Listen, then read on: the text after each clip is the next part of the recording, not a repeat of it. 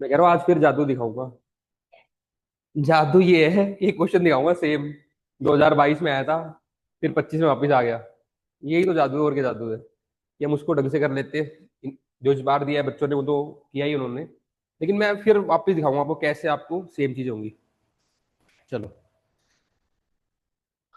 Ethics test 5 question paper मिल गया सबको, है ना? आ जाओ, ले लो प्रसाद। इंटीग्रिटी ना, सेकंड करेंगे। One of the test of integrity is complete refusal to be compromised. Explain with the reference to real life example. Integrity का मतलब ये नहीं है कि यहाँ पे थोड़ी चीटिंग कर ली, फिर वहां पे नहीं, अपने हिसाब से कर लिया। Complete refusal to be compromise, this is the integrity, वो पूछा जा रहा है। तो ऐसे आप समझो, अगर क्वेश्चन को आपने अपनी लैंग्वेज में समझ लिया, उसको ब्रेक कर लिया, तो तुम बेटर एग्जाम्पल लिख पाओगे। It's not about complexity, it's about simplification. फिर मैं आपको बार बता रहा हूँ, जिसकी जितनी कॉपी और अंडरस्टैंडिंग सिंप्लीफाई होगी, उतने सिलेक्शन के चांस बढ़ जाएंगे आपके। अब कितनी कुछ भी लैंग्वेज, मैंने आपको क्या किया, सिंपल लैंग्वेज में सिंप्लीफाई करके बता दिया कि ऐसा नहीं है आपने आज अपने कन्वीनियंस के अकॉर्डिंग इंटीग्रिटी दिखा दी, कल फिर आपने कॉम्प्रोमाइज कर लिया, करप्शन कर लिया छोटा मोटा, फिर आपने वापस कर दिया। वो नहीं होती इंटीग्रिटी, होते फिर हमेशा ही आपको परफॉर्म करना है। इसको एक्सप्लेन करना है विद एग्जांपल्स, ठीक है? Explain with reference to real life examples. 10 marks 700। अपने आंसर को लिखने से पहले सोचो, दिमाग में सिंप्लीफाई करो, स्ट्रक्चर बना के फिर लिखो अपना। करो, देखो भाई। एक तो स्टार्टिंग में आपको कोड लिख सकते थे आप, CS लुइस की मॉडल आंसर मैंने दे रखी है कि integrity is doing the right thing even when no one is watching. आपको हमेशा ही करना है। तो एक वर्ड इसमें आता है कंसिस्टेंटली, तो कंसिस्टेंटली वो सेम बिहेवियर आपको करना है, हाई लेवल को बिहेवियर कंसिस्टेंटली। तो इसको आप इंट्रोडक्शन में डिफाइन करते हैं। फिर ये जो डायग्राम है ये कंप्लीट आपको समराइज करता है कि कैसे हमें इस क्वेश्चन को अटेम्प्ट करना था। तो आप समझो एक पर्सन है, मैंने यहाँ पे लिख दिया पर्सन विद इंटीग्रिटी। हर एक की बात नहीं, जो इंटीग्रिटी के साथ परफॉर्म करेगा, फिर उसको कैसे भी सिचुएशन मिले, ठीक है, चाहे उसके ऊपर क्या होगा, पॉलिटिकल प्रेशर होगा, या उसके ऊपर क्या होगा, कोई फेवर कर रहा होगा उसको कि सर आपका फायदा कर देते हैं, कोई उसको डरा रहा होगा, ये सब चीजें उसके ऊपर आएंगी। इसके ऊपर अ पर्सन विद इंटीग्रिटी, पर वो क्या करेगा, वो इस पे क्या करेगा, कंसिस्टेंटली अपने हाई वैल्यूज पे रहेगा। उससे क्या होएगा आपका, तो यहां पे भी आप लिख सकते हो जो लिखा हुआ है ना इसके अंदर, complete refusal to be compromised. यहां पे आप लिख दो refusal to compromise on values, क्योंकि ये क्या है, पर्सन विद इंटीग्रिटी। तो ये रिफ्यूज कर देगा, मैं कॉम्प्रोमाइज नहीं करूंगा, चाहे आप मेरे को कुछ भी दो ऊपर से, चाहे फेयर दो, चाहे फेवर दो, चाहे पॉलिटिकल प्रेशर दो। फिर उससे क्या फायदा होएगा, it will maintain the ethical standards. आपको ये एथिक्स में जरूर लिखना होता है कि जो वैल्यूज है, अगर वो पर्सन या ऑफिसर अधेर कर रहा है तो क्यों करवा रहे हैं हम उसको, इसलिए करवा रहे हैं to maintain the ethical standards. Non negotiable about values like honesty, justice and fairness, इसके लिए वो नॉन निगोशिएबल रहेगा। ये सब चीजें जब ये ऐसा पर्सन होगा तो वो ये काम करेगा, वो इससे ओवरऑल क्या फर्क पड़ेगा, कंसिस्टेंसी इन डिसीजन मेकिंग। ठीक है, ये नहीं आज कॉम्प्रोमाइज कर लिया कल नहीं किया, ऐसा नहीं होगा, कंसिस्टेंट रहेगा, कंसिस्टेंसी इन डिसीजन मेकिंग। दूसरा क्या फायदा होगा, रेसिस्टेंस टू करप्शन, करप्शन भी नहीं होगा। और थर्ड क्या होगा, strengthening of the public institution, तो लोगों अपना इंस्टीट्यूशन भी स्ट्रांग होगा, लोगों का ट्रस्ट भी बढ़ेगा। तो ये सब इसके लिए ये चीजें हो रही हैं आपकी। केवल ये नहीं बताना कि आपको कंसिस्टेंट रहना है, उसका इंपैक्ट भी बताना है। फिर अगला पार्ट क्या था, रियल लाइफ एग्जांपल देने। ठीक है, तो वो मैंने अलग अलग आप दे सकते हो। अगला पॉइंट है real life example and ethical angle. तो उसमें एथिकल थ्योरिस्ट के साथ कोट करके आपको बताना है कि जैसे मान लो पहला है नॉन निगोशिएबिलिटी ऑफ एथिकल वैल्यूज। तो इसमें आपने एग्जांपल लिखना है आपका मंजूनाथ का। ठीक है, तो मंजूनाथ एक ऑफिसर थे IOCL में, ही वाज मर्डर्ड बिकॉज उन्होंने क्या किया, एक पेट्रोल पंप को क्या कर दिया, सील कर दिया था, बिकॉज वो अडल्ट्रेशन कर रहे थे। पर he never compromise on the value, चाहे उनकी जान चली गई, इस लेवल तक ऑफिसर्स ने काम किया है। तो ऐसे एग्जांपल्स दोगे ना आप, तो यहाँ पे आएगा आपका ही stood for truth till the end, भले ही उसकी डेथ होगी, murdered for sealing a petrol pump for adulteration. ये रियल लाइफ एग्जांपल्स है। ऐसे ही commitment to the public interest over private gain, कई ऐसे ऑफिसर है जिन्होंने कमिटमेंट शो किया अपना towards the public interest over the private gain. जैसे आपका दुर्गा शक्ति नागपाल का ऑफिसर है, उनका मैंने एग्जांपल दिया है। She stood against the illegal sand mining in Uttar Pradesh despite political backlash. ठीक है, चाहे उसके ऊपर पॉलिटिकल प्रेशर हो, कुछ भी हो, फिर भी शी स्टूड फर्म, क्योंकि उसको कंसिस्टेंटली बिहेव करना था इंटीग्रिटी में, इस तरीके से। ऐसे मैंने मॉरल करेज और फियरलेस का ई श्रीधरन का दिया है, तो वो आप अपने लिख सकते हो, आप अलग से। टी.एन. शशिनन का है विर्च्यू ओवर आउटकम, ठीक है। सत्येंद्र दुबे है एनएचआई में जो थे, ठीक है, इंजीनियर थे, उन्होंने एक्सपोज किया था करप्शन इन गोल्डन क्वाड्रिलेटर। तो उन्होंने क्या किया, विसल ब्लोइंग की, तो उनको भी डर था, दिक्कत हो सकती, नौकरी जा सकती थी या कोई और चैलेंज होता, फिर भी उन्होंने क्या किया, इंटीग्रिटी को फॉलो किया। ऐसे रियल लाइफ एग्जांपल देने थे आप। कांट का आप लिख सकते हो, Immanuel Kant, moral duty, moral moral autonomy and duty. Immanuel Kant किसकी बात करता था कि ड्यूटी करनी करनी है आपको, उसमें कोई वो नहीं है एक्सेप्शन। तो इमैनुअल कांट का एंगल डाल सकते थे आप यहाँ पे, ठीक है। Duty is supreme, action must be done out of moral obligation not consequence, ठीक है। तो वो मॉरल ऑब्लिगेशन के बेस पे आपको एक्शन करनी है। तो ये एथिकल एंगल आ गया, बाकी रियल लाइफ एग्जांपल डाल इसको। ये कौन से क्वेश्चन पे हो आप, फिर ध्यान नहीं था ना आपका, कोई बात नहीं। चलो नेक्स्ट करेंगे क्वेश्चन नंबर 8। फिर तो एक क्वेश्चन कोई मतलब ही नहीं है तेरे लिए, तो मैं तो कुछ और ही डिस्कस कर गया फिर तो। मैंने बोला था फर्स्ट नहीं करेंगे, सेकंड करेंगे, आपने शायद सुनते ही कर दिया। चलो, वहां पे भी ध्यान रखना पड़ता है कौन सा क्वेश्चन पढ़ रहे हैं। एक फर्स्ट का टू में लिख दिया, ऐसे कई बच्चे कर देते हैं, कुछ और ही लिख देते हैं। चलो क्वेश्चन नंबर 8 करो। How do the virtues of trustworthiness and fortitude get manifested in public service. तो ट्रस्टवर्दीनेस एक वैल्यू आ गई, एक फोर्टिट्यूड आ गया। ऐसे हमने कल भी वैल्यूज की थी अलग अलग, तो ये वैल्यूज जो आ रही है इनको भी याद करना स्टार्ट कर दो। फिर ओवरऑल जब क्वेश्चन आएगा कौन कौन सी वैल्यू रिक्वायर्ड है, ये सब लिख देना। Trustworthiness, fortitude. कल परसों हमने कौन सी किया था, एक जो दो वैल्यूज मैंने बताई थी, पटेल की कोट थी जो, करेज किया था एक तो, और फेथ एंड स्ट्रेंथ।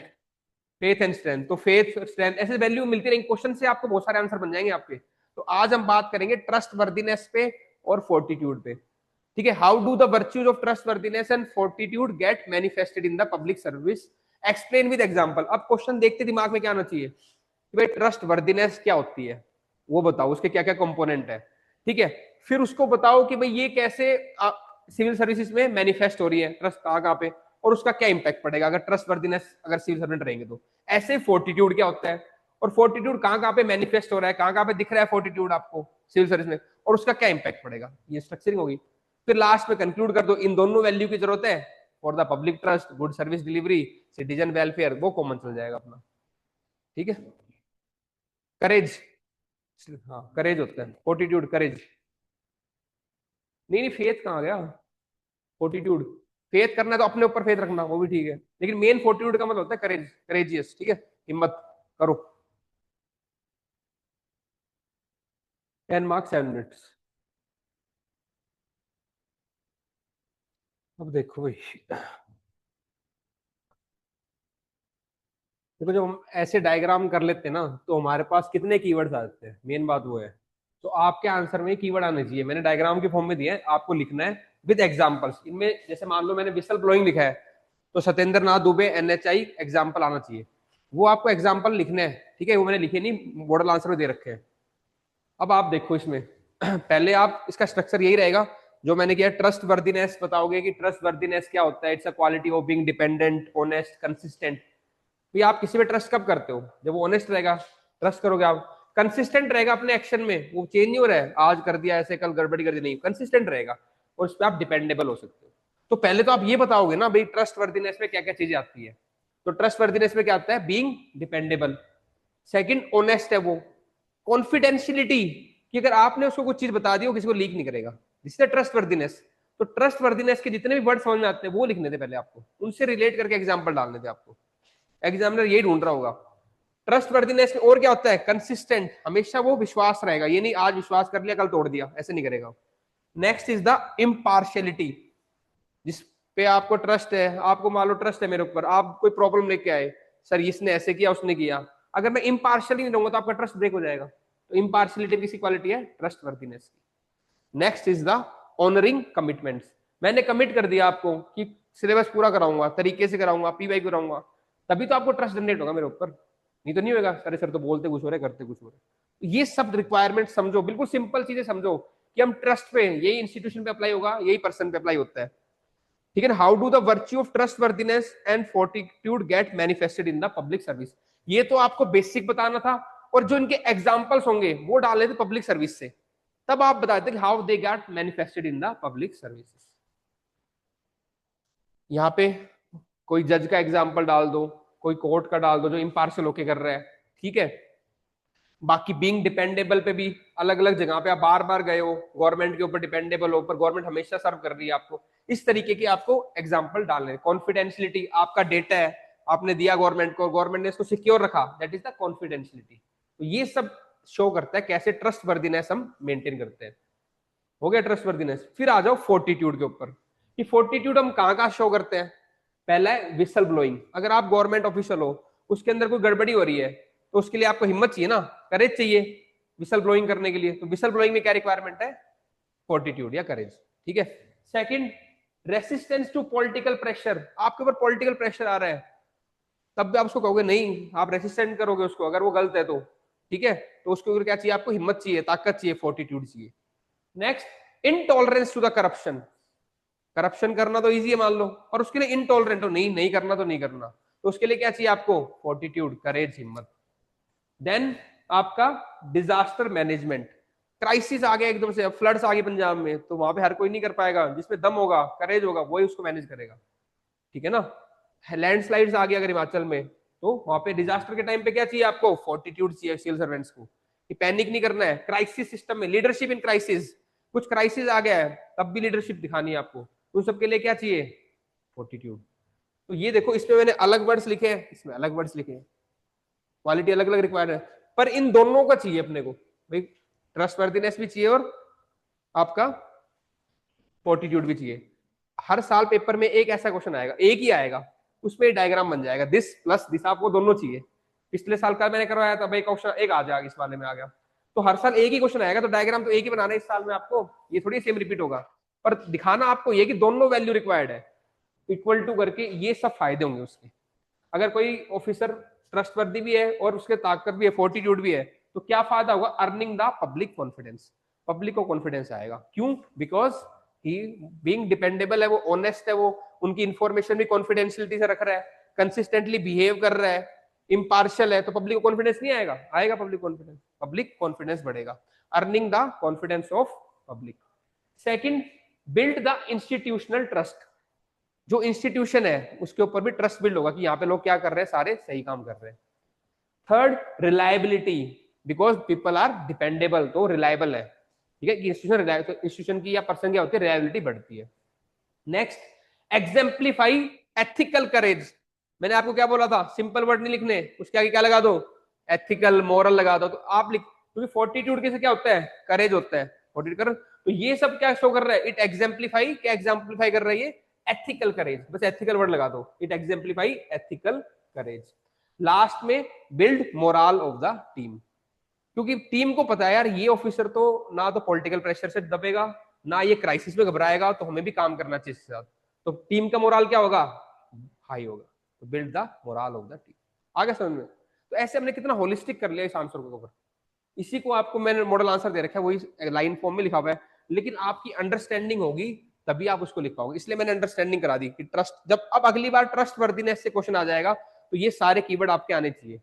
फोर्टिट्यूड का आ गया तो अगली बार वो अलग पूछ लेगा, fortitude is the quality required for civil servants, तो आप पहले बताओगे ना फोर्टिट्यूड ये है, फिर एग्जांपल्स दोगे, यहाँ पे लोगों ने फोर्टिट्यूड शो किया है और उससे ये फायदा हुआ है, आपके तो सारे आंसर रेडी हो गए फिर इससे, बस को याद कर लो डायग्राम को। ये मॉडल आंसर को भी मैंने सिंप्लीफाई कर दिया और तुम्हारे लिए, और याद, अब तो याद कर लो इसको, इससे सिंपल कुछ नहीं होगा फिर, अब तो करना ही पड़ेगा याद, ठीक है, क्योंकि लाइनें भी हटा दी, केवल कीवर्ड्स लिखे हैं, तो हो जाना चाहिए याद ये, ठीक है। चलो, बस इसका ऐसे वाले क्वेश्चन का पैटर्न क्या समझे तुम, पहले उसको डिफाइन करना है, उनके रियल लाइफ एग्जांपल देने हैं, और एक डायग्राम बनाना है जिसमें दोनों की इंपॉर्टेंस बताना है, और कंक्लूजन करना है कि जिसमें दोनों रिक्वायरमेंट है, एक की नहीं दोनों की रिक्वायरमेंट है, और इंस्टीट्यूशन के ट्रस्ट के लिए, सबके लिए एक कंक्लूजन, क्योंकि ऐसा क्वेश्चन एक ही आएगा पेपर में, सारे क्वेश्चन ऐसे नहीं आएंगे, बाकी अलग आएंगे, कुछ कोर्ट बेस्ड आएंगे, कुछ इमोशनल इंटेलिजेंस पे आएंगे, कुछ रोल ऑफ फैमिली, ऐसा क्वेश्चन तो एक ही आएगा। तो ये डायग्राम और ये पैटर्न सेट हो जाएगा।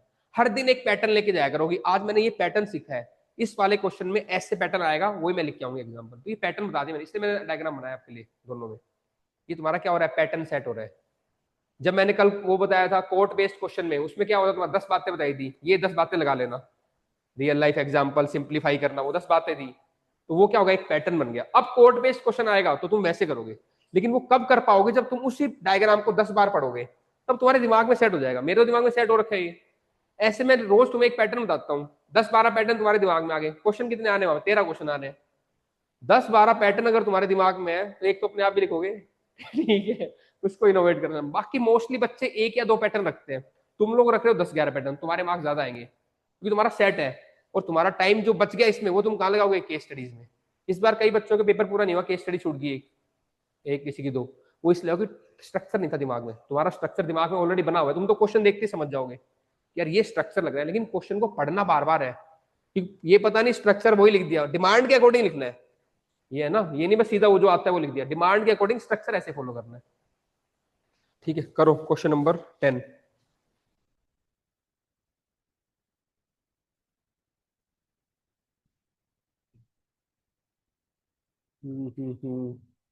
ठीक है, मुकुल क्या सीख रहे हो आप? अजय और मयंक कैमरा ऑन करो। क्या सीखा है मुकुल आपने लर्निंग? सर आंसर्स अटेम्प्ट करना। एथिक्स पहली बार पढ़ रहा हूँ तो सर इतना आइडिया है नहीं इसका मुझे। अच्छा अच्छा, वैसे समझ में आ रहा है, हाँ सर। कुछ चीजें सिंप्लीफाई हो रही है। हाँ जी सर। शाबाश, बस कीवर्ड पे फोकस रखो इन पे ना, ठीक है क्योंकि सर। मैं इसको बहुत सिंपल लैंग्वेज में आपको समझा रहा हूँ कि भाई ये चीज आएगी तो ऐसे करना है, बहुत कंसंट्रेशन से पढ़ो। ठीक है, फिर कोई भी क्वेश्चन आएगा आप उसको सॉल्व कर लोगे, कोई दिक्कत नहीं आएगी। ठीक है सर। कर लो, शाबाश। अजय आपको?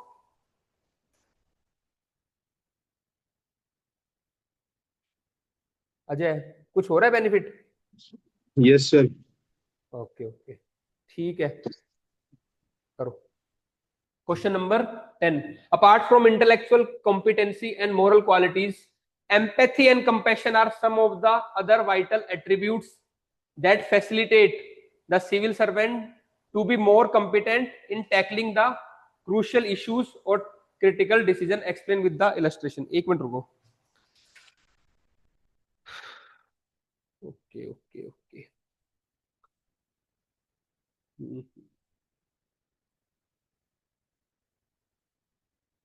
2025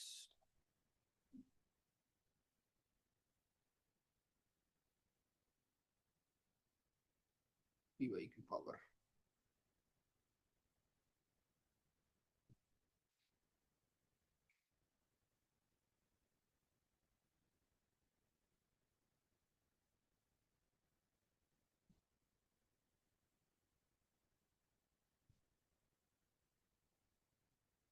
देखो भाई, क्वेश्चन नंबर 10, और अब टाइम आ गया जादू दिखाने का। ठीक है, क्वेश्चन नंबर 10 पढ़ो आराम से। अपार्ट फ्रॉम इंटेलेक्चुअल कॉम्पिटेंसी, तो इंटेलेक्चुअल कॉम्पिटेंसी तो चाहिए चाहिए, यानी कि क्या चाहिए, आईक्यू, आईक्यू चाहिए। एंड मोरल क्वालिटीज, और क्या क्या चाहिए, moral qualities, empathy, compassion are some of the other vital attributes that facilitate the civil servants to become competent in tackling crucial issues और tackling critical decision. Explain with suitable example. ये question आया था 2022 में। ये क्या कह रहा है कि सिविल सर्वेंट्स को क्या चाहिए, आईक्यू चाहिए और साथ साथ ईक्यू भी चाहिए, इमोशनल क्वेश्चन और एथिकल क्वेश्चन वो भी चाहिए साथ साथ। ये तो कह रहे हैं ना भाई, आपको इंटेलेक्चुअल वैल्यू भी चाहिए और आपको एथिकल वैल्यू भी चाहिए, यही कहना चाह रहा है क्वेश्चन का मतलब। ये क्वेश्चन आया था 2022 में। 2025 का क्वेश्चन देखो, ये क्वेश्चन है 2025 का। For any kind of social re engineering by successful implementing welfare scheme a civil servant must use reasoning and critical thinking. तो रीजनिंग और क्रिटिकल थिंकिंग किसका पार्ट आ गया, आपका आईक्यू का पार्ट आ गया। इन एन एथिकल फ्रेमवर्क, साथ साथ एथिक्स भी चाहिए। तो आईक्यू प्लस ईक्यू वहां पे भी चाहिए था, आईक्यू प्लस ईक्यू ये भी डिमांड है। दोनों क्वेश्चन की डिमांड एक्जैक्टली सेम है। कब आया है, 2025 का क्वेश्चन है ये मैं कह रहा हूं, ये जादू है, ये सुपर पावर मिलेगी आपको। तो अब आज आपने अगर ईक्यू और आईक्यू को डिमांड सेटिस्फाई करके क्वेश्चन का आंसर लिख दिया, ये तो लिख ही देते आप उसको। इतने क्वेश्चन 13 में से 9 क्वेश्चन तो रिपीट है पूरे, ये पेपर 4 के हैं, जीएस पेपर 4 के 9 क्वेश्चन रिपीट है 13 में से, और आपके सामने प्रूफ कर रहा हूँ कि मैं अलग से नहीं लिख रहा, आपके सामने आज का क्वेश्चन भी दिखा दिया, 22 का भी और 25 का भी दिखा दिया, ये 25 का था। ये समझो बात को। अब आप आंसर लिखो और ये भी लिखोगे तो दोनों हो जाएंगे। ठीक है, चलो 10 मार्क्स 7 मिनट्स।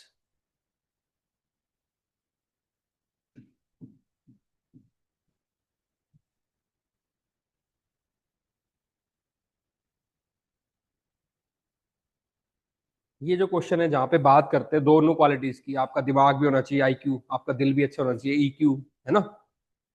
ये किसकी बात कर रहा है? ईक्यू प्लस आईक्यू के कॉम्बिनेशन की। आपको आईक्यू भी चाहिए, इंटेलिजेंस भी और इमोशनल इंटेलिजेंस भी। ईक्यू को मैंने दो में डिवाइड कर दिया। मोस्टली ईक्यू का मतलब लोग इमोशनल क्वेश्चन के नाम से करते हैं। अब जब हम बार बार पढ़ाई करते हैं तो हमारा दिमाग तेज चलने जाता है फिर वो। अब मेरा लगा कि यार ईक्यू को एक और कन्वर्ट कर दो, that is the ethical question, कि आप एथिकली बहुत हाई हो। ये मोस्टली किसी ने नहीं बताया होगा आपको एथिकल क्वेश्चन, अभी तक इमोशनल क्वेश्चन ही कर रहे हैं ईक्यू का मतलब। उठ जाओ। अच्छा, मेरे को लग रहा था पता नहीं क्यों। ईक्यू में क्या क्या बताया था मैंने?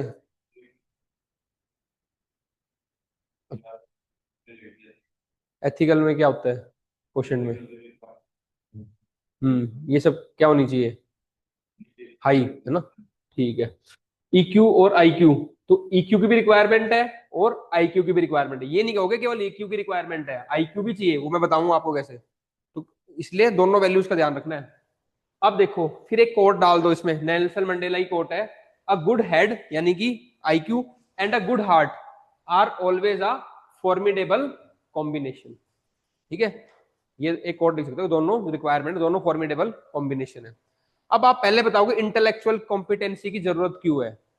तो ये क्या क्या क्वालिटीज आती है इसमें आपकी इंटेलेक्चुअल कॉम्पिटेंस में? आपकी एनालिटिकल एबिलिटी अच्छी है, क्रिटिकल थिंकिंग अच्छी है, रीजनिंग पावर अच्छी है आपकी, डोमेन नॉलेज आपको अच्छा है, तो ये हो गया analytical ability, administrative acumen, domain knowledge, innovative thinking, ये सब किसका पार्ट है? आईक्यू का पार्ट। तो इससे आपको ऐसे ही करना है पूरे आंसर को फ्रेम, ये क्वालिटीज है, इनमें ये चीज रिक्वायरमेंट है, और इससे क्या होगा? It will ensure evidence based policy, क्योंकि सब कुछ क्या करोगे आप? डेटा के हिसाब से करोगे, आपका दिमाग तेज चल रहा है, डेटा वेटा फ्रेम कर रहे हो, एविडेंस बेस्ड पॉलिसी होगी। Legally sound and efficient governance, governance कैसे होगी? लीगली साउंड होगी, लॉस पूरा फॉलो करोगे आप, ठीक है। एंड और एग्जाम्पल, फिर इसके दो एग्जाम्पल्स, ठीक है। जैसे आपको कोई क्लाइमेट से रिलेटेड पॉलिसी बनानी है तो उसके लिए क्या चाहिए? आपको डोमेन नॉलेज चाहिए, क्लाइमेट चेंज के बारे में आपको आइडिया होना चाहिए। तो ऐसी जब पॉलिसी जाएंगी एआई के बारे में, तो आपको आईटी की नॉलेज होनी चाहिए। तो ये सब फायदा होता है आपका जब आपका आईक्यू स्ट्रांग होता है, इंटेलेक्चुअली कॉम्पिटेंट हो आप। लेकिन केवल ये भी नहीं है, आपको साथ साथ इमोशनल क्वोटिएंट भी होना चाहिए आपका, ये है ना, यानी कि आपका मॉरल वैल्यूज भी होनी चाहिए, आपके अंदर कंपैशन भी होना चाहिए। अब उनके फिर अलग इंपॉर्टेंस बताओगे, उनकी फिर कंक्लूजन में लास्ट में क्या लिखोगे? दोनों की जरूरत है। ये करना है आपको आंसर फ्रेमवर्क। ऐसे मैंने मॉरल वैल्यूज लिख दिया कि मॉरल क्वालिटीज, इंटीग्रिटी, ऑनेस्टी, जो इन्होंने बताया, ऐसे सारा वो रिक्वायरमेंट है। इससे क्या होगा? It will prevent the corruption and build the public trust. ऐसे आप एम्पैथी का, ऐसे कंपैशन का लिखना है। तब आपने दोनों पार्ट एड्रेस किए हैं और लास्ट में आपने कंक्लूड कर दिया कि दोनों की रिक्वायरमेंट। तो आज ये पैटर्न निकल के आ रहा है ना कि दोनों वैल्यूज को बताओ, उनके एग्जांपल दो और फिर लास्ट में कंक्लूड कर दो कि दोनों की जरूरत है। ये वाला पैटर्न हमने आज सीखा, ठीक है। चलो next.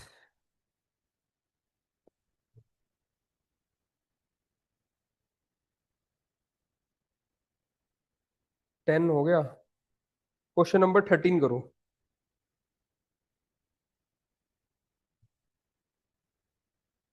What does the following quotation mean to you in the present context? Anger and intolerance are the enemy of correct understanding. ठीक है, 10 मार्क्स, क्वेश्चन नंबर 13, 7 मिनट्स। कि आप इंटॉलरेंट हो, अगर आपको लग रहा है ये खराब है कम्युनिटी, ये पर्सन खराब है, और दूसरा आपको गुस्सा बहुत आ रहा है, तो they are the enemies of correct understanding. तो आप समझ ही नहीं पाओगे सिचुएशन को, क्योंकि आप पहले से क्या हो? बायस्ड हो, ठीक है ना। वो आपको लिखना है इसके बारे में। अब देखो आपकी क्लास में एक क्वेश्चन मैंने पहले कराया था, हेट्रेड वाला, है ना। तो हेट्रेड, इंटॉलरेंस और क्या था? एंगर। इन सब के कीवर्ड्स क्या रहेंगे? कॉमन रहेंगे। तो जो इस पे कीवर्ड सीखोगे आप, वो हेट्रेड वाले क्वेश्चन में भी आ जाएंगे, एंगर वाले में भी आ जाएंगे, इंटॉलरेंस वाले में भी आ जाएंगे। चलो देखते हैं। This quote by Mahatma Gandhi ji emphasize when an individual is clouded by anger और ब्लाइंडेड बाय इंटॉलरेंस। तो वर्ड भी देखो कैसे मेटाफर यूज किए हैं, क्लाउडेड बाय, चारों तरफ क्या है आपका गुस्सा, एंड अंधकार किसका था, इंटॉलरेंस का। ठीक है, क्लाउडेड बाय एंगर और ब्लाइंडेड बाय इंटॉलरेंस, ये याद कर लो ऐसे सीधा, वो लिख के आना है, मेटाफर है ये। ठीक है, their ability to perceive fact rationally and make ethical judgement diminishes. तो जिस तरीके से वो रैशनली अपने है ना जजमेंट या फिर एथिकली वो सब हट जाता है, क्योंकि दिमाग उनका चारों तरफ किससे क्राउडेड है, गुस्से से और इंटॉलरेंस से, leading to the moral lapses bias decision. मैंने क्रक्स पर यही बोला था आपको, उससे फिर बायसनेस आ जाती है। जो डिसीजन होगा वो एथिकल नहीं होगा, इम्पार्शियल नहीं होगा, वो कैसे होगा, बायस्ड होगा। ये नुकसान है इसका, एंड इवन उससे इवन वायलेंस भी हो सकता है, क्योंकि आपने किसी को जब अगर आप गलत तरीके से जस्टिस नहीं करोगे, इनजस्टिस करोगे, तो injustice will lead to violence, तो वायलेंस भी हो सकता है इससे। ब्रीच ऑफ ट्रस्ट भी हो सकता है, ये वर्ड लिखने थे आपको, लीड टू इनजस्टिस अगर ये सब होगा तो, है ना। तो एक डायग्राम बना रखा है कि भाई एंगर और इंटॉलरेंस होता है तो इंसान क्या फील करता है, नेगेटिविटी, है ना। फिर वो लॉ ऑफ अट्रैक्शन और नेगेटिविटी आती रहती है, उससे क्या होगा, आपका मिसअंडरस्टैंडिंग होगी और मिसकम्युनिकेशन होगा। मिसकम्युनिकेशन और मिसअंडरस्टैंडिंग के कारण जो ये केस आया था आपका अकलक का, जो यूपी में मॉब लिंचिंग हुई थी, ठीक है ना, mob lynching of Akhlaq in UP driven by communal rage. वो एक पर्टिकुलर रिलीजियस कम्युनिटी का था अकलक, ठीक है, तो काउ विजिलेंट लोगों ने क्या करा, उसकी मॉब लिंचिंग हो गई थी, तो उन्होंने उसको मार दिया कि इसने गाय को मारा होगा इस तरीके, बस क्यों, because he belong to particular community, उसको लिए। तो ये क्या उसके उनके बाकी सबके दिमाग में क्या था, इंटॉलरेंस थी, गुस्सा था, एंगर था। तो रैशनैलिटी तो उन्होंने खो ही दी कि भाई जरूरी थोड़ी है, पहले प्रूव करो, और दूसरा किसी को मारने का हक तो है ही नहीं, ड्यू प्रोसेस ऑफ लॉ को क्या किया उन्होंने, वायलेट किया। तो ये सब क्या हो गया आपका, जब एंगर और इंटॉलरेंस होता है तो लॉ भी बाईपास कर देते हैं लोग, ठीक है, ये नुकसान है। Anger clouded rationality and distort truth. Mob lynching of Aklak in UP driven by communal rage often ignored due process or truth, as seen in the recent incident over Alice cow smuggling. Recent example Haldwani rights हो गए, तो आप मैंने और example दे दिए, वहां पे भी क्या होगा, बस इंटॉलरेंस हो गया एक रिलीजन कम्युनिटी के दूसरे, और फिर क्या होता है, राइट्स हो जाते हैं। ये सब चीजें कब होती है, जब गुस्से में होता है इंसान और जब इंटॉलरेंट होता है। Intolerance diminishes pluralism and social cohesion, तो फिर आपस में बॉन्डिंग वॉन्डिंग सब बढ़ जाती है, ठीक है। डिबेट्स अराउंड इंटरफेथ मैरिज और हिजाब based bans often reflected growing intolerance, ठीक है। तो जैसे मान लो इंटरफेथ मैरिज है, उसको लोग अगर अपोज कर रहे हैं तो क्या क्या शो कर रहा है ये, कि they are intolerant towards other communities. Hampering peaceful, उससे फिर क्या नुकसान होगा, पीसफुल कोएग्जिस्टेंस नहीं होगी। अगर वो टॉलरेंट होते तो कहते भाई ठीक है, सबकी अपनी चॉइस है, पर्सनल फ्रीडम है, हार्मनी में रहो, उससे फिर अलग डिसीजन मेकिंग होती, पीसफुल सोसाइटी बनती। तो ये आपको बताना है कैसे वो डिसीजन मेकिंग को मास्क करता है और उससे क्या रिजल्ट पड़ेगा। रिसेंट एग्जांपल, ठीक है। फिर आप देखो करेक्ट अंडरस्टैंडिंग के लिए क्या चाहिए, it require empathy and patience. तो ये आप दूसरा साइड दे रहे हो उसका, अगर आपको सही में डिसीजन लेना है तो आपको एम्पैथेटिक होना पड़ेगा, दूसरे के समझना पड़ेगा भाई क्यों ऐसा कर रहे हो, तो एम्पैथेटिक होना पड़ेगा और पेशेंस, थोड़ा वेट। और क्या करना पड़ेगा, लॉ में विश्वास रखना पड़ेगा, ड्यू प्रोसेस ऑफ लॉ में, कि law will take the course, ठीक है ना, आप अपने आप में नहीं कर सकते, डिसीजन ले सकते। Anger leads to unethical decision making in governance. Even Chanakya in Arthashastra warns that a ruler must control the impulses or risk ruining the state. Example peaceful protest like anti corruption. अब इसका एक एग्जाम्पल दो आप उल्टी side का, जहां पे उन्होंने वायलेंट तरीके, अन्ना हजारे में जब मूवमेंट होता है इंडिया अगेंस्ट करप्शन में, तो उन्होंने अपना गोल भी अचीव कर लिया, बिल भी आ गया, लोकपाल भी एस्टेब्लिश कर लिया, और वो कैसे किया था, गुस्से में किया था, नहीं किया, पीसफुल किया था, सभी कम्युनिटी को मिला के किया था। तो ये एग्जाम्पल हो गया उसकी काउंटर, ठीक है। Peaceful protest like anti corruption movement like by Anna Hazare in 2011 shows constructive approach to demanding change without resorting to anger and intolerance. तो एक तो आप वो साइड दिखा सकते हो, एक उसकी फ्लिप साइड दिखा सकते हो, कि अगर वैसे करेंगे तो हमें अच्छे रिजल्ट मिलेंगे। इनटॉलरेंस इन सोशल मीडिया, फिर वहां पे भी इनटॉलरेंट होकर फिर हम कुछ भी मीम बना देते हैं, मजाक बनाते हैं, ट्रोलिंग करते हैं, ठीक है, उससे भी क्या होता है, फिर पीसफुल कोएग्जिस्टेंस डिस्टर्ब होता है हमारा। Intolerance in social media leads to mis information and polarisation. Ethical insights from modern thinker. Aristotle जब फ्रोनेसिस की बात करता था, प्रैक्टिकल विजडम की बात करता था, तो वो कहता, ये आपने क्या दे दिया, थ्योरी के एंगल दे दिया।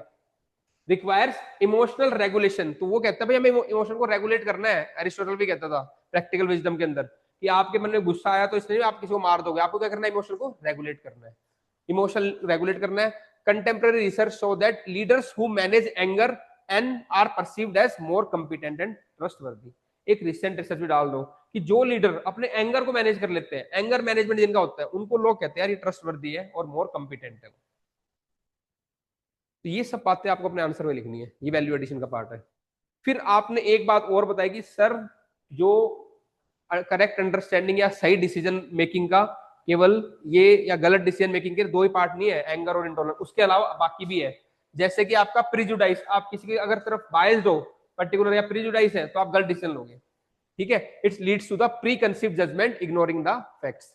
या फिर किसी का ईगो है या एरोगेंस है तो वो गलत डिसीजन लेगा। तो ये भी बाकी फैक्टर है जो कि गलत डिसीजन लेते हैं, इनके कारण officer will take a wrong decision या बायस्ड डिसीजन। बाकी क्या, इग्नोरेंस, उसने कुछ फैक्ट को इग्नोर ही कर दिया। Next is the over confidence, सुन ही नहीं रहे किसी की, ओवर कॉन्फिडेंस में कर रहे हैं सारा काम, ठीक है। Leads to decision making without consultation और due diligence. Last is the group thinking, अपना दिमाग नहीं लगा रहे, जो ग्रुप ने कह दिया होगा, तो उससे भी क्या होता है कई बार बायसनेस आती है। It diminishes alternative view point, एक पर्टिकुलर ग्रुप को ही सुन रहे हो आप, ठीक है, in favour of consensus. He who angers you controls you, मुद्दा लास्ट में, ठीक है। In today's polarized world, ethical leadership and responsible citizenship demand emotional regulation, open mindedness and humility। तो आप लास्ट में बताओ इसको कि आज अगर आपको एथिकल डिसीजन मेकिंग करनी है तो एंगर और इंटॉलरेंस को हटाना पड़ेगा, और क्या चाहिए आपको, इमोशनल रेगुलेशन, अपने गुस्से पे कंट्रोल, रेगुलेट, और ओपन माइंडेडनेस ताकि आप टॉलरेंट रहो, ठीक है, और ह्यूमिलिटी, हम्बलनेस चाहिए, समझो सामने वाली चीजें, ठीक है। Anger and intolerance must replace with the dialogue, understanding and self awareness for correct judgment and moral governance। Ultimately हम ये सब किस लिए कर रहे हैं, ताकि जस्टिस हो, ताकि करेक्ट जजमेंट आए, ताकि आपकी गवर्नेंस कैसी हो, मोरल हो। गवर्नेंस के आगे मोरल लगा दिया, मोरल गवर्नेंस, वही कंफ्यूजन है। अगर तुम पकड़ के एथिक्स के वर्ड तो सारे आंसर लिख दोगे, फटाफट लिख दोगे, 7 मिनट भी लगाओगे, 6 मिनट में लिख दोगे, बस पकड़ लो कि जो बताना चाह रहा हूँ, ठीक है। लास्ट क्वेश्चन और करते हैं, इजी सबसे, कितनी भी डाल सकते हैं टाइम, हम्म अब जिसको ये नहीं डालेगा तो स्पेस बच गया, वो वाली डाल दो आप, सबके अपने तरीके हैं। अगर आपको अच्छी बात है, एंगर भी वैसे कंट्रोल होएगा मेडिटेशन से, योगा से, सब चीज से, और दो स्पिरिचुअलिटी अंडरस्टैंडिंग से, तो बिल्कुल हो सकता है ना। एथिकल अपब्रिंगिंग से उससे भी कम होएगा। आप बताओ इंटर फेथ डायलॉग से इंटॉलरेंस कम होएगी, वो डाल सकते हैं, बिल्कुल अच्छी बात है। तो अगर आपको वो चीज याद है तो वो डाल दो, फिर एक ही बार आपने पढ़ा, आंसर आपने मल्टीपल कर दिए, तो वैसे टाइम बचता है तुम्हारा, ठीक है। यही अप्रोच लगानी तुम्हें, अगर ऐसे अप्लाई करने लगे फिर तो तुम जल्दी कर जाओगे बहुत ज्यादा। वेरी गुड, ठीक। लास्ट क्वेश्चन करते हैं, इजी सबसे, जो तुम मन की बात उसमें लिख सकते हो अपनी। Question number 20, in the context of defense services, patriotism demand readiness to even lay down one's life in the protecting the nation, ठीक है। According to you, what does patriotism imply in everyday civil life? ये बताना है आपको। Explain with illustration and justify your answer। आपके लिए civil life में क्या है पेट्रोटिज्म, ये बताना है ये क्वेश्चन। इसको एग्जाम रिलेटिवली इजी था ये क्वेश्चन, उसमें अपने हिसाब से तुम लिख सकते थे कि देखो आपके अकॉर्डिंग क्या है patriotism in your daily life ना। Service to the nation is not limited to the battlefield, वो तो कर ही रहे हैं, उसके अलावा भी आप भी सर्विस कर सकते हो। Patriotism in your daily life में आप अपने किस तरीके से आप अपने आप को बिहेव करते हो, है ना, रिस्पॉन्सिबल सिटीजन की तरह, वो सारा पेट्रियोटिज्म का पार्ट आएगा। It lies in the integrity of everyday action. Patriotism often glorified in the context of defense services as the ultimate sacrifice for the nation. In civil life translate into active citizenship। तो आपकी citizen क्या है, active, या लिख दो ethical citizenship, ठीक है। Ethical conduct आएगी अगला वर्ड, एथिकल कॉन्डक्ट हो, and a commitment to the common good. तो क्या क्या हो सकता है, आप रूल ऑफ लॉ को फॉलो कर रहे हो, ये भी एक पेट्रियोटिज्म है। फिर आप क्या कर रहे हो, एनवायरमेंट को बचा रहे हो, ये भी पेट्रियोटिज्म है। आप फंडामेंटल ड्यूटीज जो आपकी है उनको फॉलो कर रहे हो। तो ये आंसर आप फंडामेंटल ड्यूटी के राउंड में लिख सकते थे, जो कि 11 की 11 मैंने याद करवा रखी है रट्टा मार सीरीज के अंदर आपको, ठीक है। तो सारी चीजें हैं वो सारी आपको याद होनी चाहिए। तो फंडामेंटल ड्यूटी जितनी वो करेंगे, एम्पैथी होना चाहिए आपको, ये भी ठीक है। वोट कास्ट करना वो भी ड्यूटी आपकी। Stand against injustice. फिर यहाँ पे भी आप लिख लो injustice anywhere is threat to justice everywhere, ये वाली कोट आ जाएगी यहाँ पे, इसलिए आपको स्टैंड होना जरूरी है। तो वही कॉमन लास्ट में हार्मनी बना। अगर आप ऐसा काम कर रहे हो जिससे सोसाइटी में हार्मनी बनी हुई है, तो भी आप क्या कर रहे हो, एक पेट्रोटिज्म वाला काम। अब देखो कैसे मैनिफेस्टेशन होगा, obeying laws and paying taxes. Honestly अगर आप अपना टैक्स पे कर रहे हो, a salaried individual honestly declaring income despite loopholes shows commitment to the national development. Second, fighting corruption in daily life. आप रेसिस्ट कर रहे हो कि आप ब्राइब नहीं दोगे, तो वो भी क्या आपका पेट्रोटिज्म है। पेट्रोटी प्रमोटिंग सोशल हार्मनी, ठीक है, I am because we are Ubuntu policy को अगर आप प्रमोट कर रहे हो तो highlights the interdependence and shared response. ये भी हमने किया था कि हम सबको मान के चल रहे हैं कि ये क्या शो कर रहा है आपका एटीट्यूड, एटीट्यूड ऑफ ग्रेटिट्यूड। ये आप सबको रिकॉग्नाइज कर रहे हो कि आपकी वजह से ही हम एग्जिस्ट कर रहे हैं, सबकी क्या है इंटरडिपेंडेंस है, तो आप ये रिस्पेक्ट शो कर रहे हो वाकई लिए, तो ये क्या है पेट्रोटिज्म। ठीक है, रिजेक्ट, इससे फिर आप क्या करोगे, you will reject the hate speech, किसी के खिलाफ गलत नहीं बोलोगे आप। Casteism, communalism is a civil act of fraternity and justice. Environmental responsibility, protecting natural resources reflects intergenerational responsibility, a silent yet powerful act of patriotism. IFS officer Ramesh Pandey anti poaching and eco conservation efforts in the Dudhwa tiger reserve, ये example दे दिया आपने। empathetic public service, ठीक है, a gynecologist in Ladakh dedicated her life to maternal health in the harsh terrain। वहां पे gynaecologist available नहीं होंगी, इन्होंने क्या किया, सबको वहां पे सर्विस दी, तो ये भी क्या काइंड ऑफ पेट्रोटिज्म। जब आप क्या कर रहे हो, लोगों के लिए काम कर रहे हो, you are giving service to others, you are serving others. ठीक है, पार्टिसिपेशन इन डेमोक्रेसी, आप अपना एथिकल तरीके से वोट कास्ट कर रहे हो तो भी। लास्ट वाला देखो आज के टाइम पे digital citizenship and civic responsibility, वहां पे भी आप क्या कर रहे हो, मिस इन्फॉर्मेशन नहीं फैला रहे, रिस्पॉन्सिबल तरीके से आप सोशल मीडिया को यूज कर रहे हो। अपना ये नहीं कि एनोनिमिटी का फायदा उठा के कुछ भी किसी को बोले जा रहे हो, कमेंट्स डाले हो, वो सब दीज आर, ठीक है, एंटी नेशनल या पेट्रोटिज्म नहीं है। ठीक है ना। अब देखो आप इसमें in the modern era responsible, आपको कैसे करना है, responsible use of digital platform is a form of patriotism. ये भी पेट्रोटिज्म है, क्योंकि डिजिटल जो आपका प्लेटफॉर्म है उसमें काफी पावर है, जो इन्फ्लुएंस कर सकती है काफी चीजों को ना, तो उसको भी आपको रिस्पॉन्सिबली, क्योंकि पावर को हमेशा कैसे यूज करना चाहिए, responsibly. Countering miss information, promoting awareness and fostering transparency. इसका एक एग्जाम्पल दो। अधिकतर हम एग्जाम्पल क्या देख रहे थे, मिस इन्फॉर्मेशन फैलाए जा रहे हैं, लोग डीप फेक्स का यूज कर रहे हैं, लेकिन ये ऐसा इनिशिएटिव है during 2023 Karnataka elections several youth led fact checking initiative like alternate news या Boom actively debunk fake news. इन्होंने क्या किया, जो भी न्यूज आ रही थी उसको पहले चेक किया कि फेक न्यूज तो नहीं है, अगर कोई फेक न्यूज है तो लोगों को बताया। तो इन्होंने क्या किया, एक्स्ट्रा माइल जाके क्या किया, लोगों की हेल्प की, ताकि कोई गलती ना हो, कोई इंसिडेंट ना हो वायलेंस का। तो this is also kind of patriotism. सोचो आपने एक ऐसा प्रोसेस निकाल दे, देख रहा है कि फेक न्यूज है कि नहीं है, तो आपने हेल्प ही की ना सिटीजन को, वो है। तो ये आप कहीं भी यूज कर सकते हो, सिटीजन से पार्टिसिपेशन में या इनोवेशन में। इसमें Alt News and Boom, they actively debunk the fake news on social media, preventing polarisation and safeguarding democratic integrity. ये आपको यहाँ से लर्निंग थी, ये याद करना था, अल्ट न्यूज एंड बूम, ये एग्जांपल है। ठीक है, बाकी आप इसमें एक और रिसेंट केस स्टडी है कि जहाँ पे एक सब इंस्पेक्टर है, उसने क्या किया, बच्चों को पढ़ाना स्टार्ट किया। ठीक है, a senior sub inspector Apoorva Mishra started street classes in Unnao teaching rag picker children by the road side. This initiative is now called Khaki Ki Pathshala. तो ये भी kind of it's a patriotism. It has impacted over 2 lakh children, instilling discipline and promoting formal education. ये सब आपको example देके last में conclude करना। ठीक है, आज इतना ही है टेस्ट 5 में, कल करेंगे टेस्ट 6।